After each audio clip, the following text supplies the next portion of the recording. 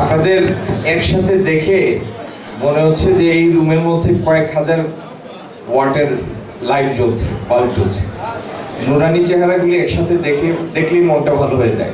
আমাদের দলের আপনাদের নিয়ে পরিকল্পনাগুলির কথা আপনাদের জানিয়েছি, দলও জানিয়েছে জাতীয়ভাবে, আমরাও জানিয়েছি আমাদের স্ব অবস্থা। আপনাদের জন্য আমাদের অন্তত দুইটা লক্ষ্য স্থির করা আছে।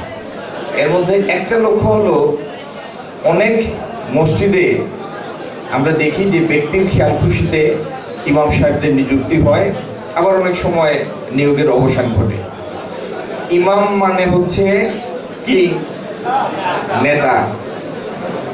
এই নেতা যার নেতৃত্ব স্বীকার করে তার পিছনে দাঁড়িয়ে আমরা আল্লাহর সাথে সংযোগ স্থাপন করি, আল্লাহর শেখানো কথা বলে, ঠিক না?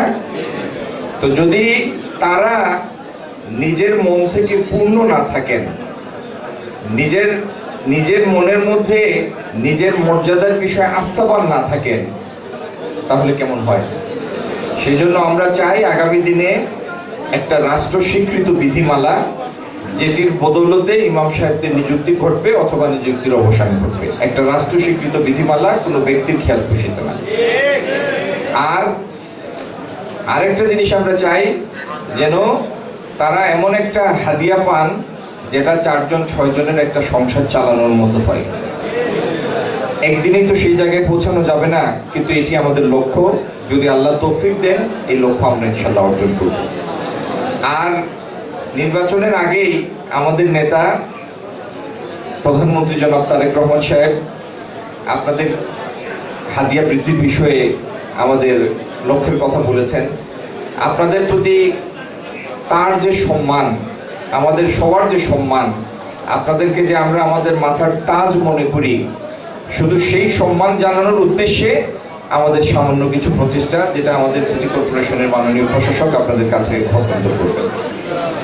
আর আগামী দিন আমরা যতগুলি উন্নয়নমূলক কাজ হবে বিভিন্ন জায়গায়, সেগুলির জন্য যে সমস্ত স্থানীয় তদারকি কমিটি করব, আমরা চাইব সেই সমস্ত তদারকিতে আপনারাও যেন সক্রিয় ভূমিকা পালন করেন, যাতে আমাদের উন্নয়নমূলক কাজ, আমাদের রাজনৈতিক কর্মকাণ্ড এমন একটা সামাজিক ভারসাম্য আনে, যাতে সর্বস্তরের মানুষ মনে করে যে না, কাজগুলির মধ্যে তাদের মালিকানা আছে।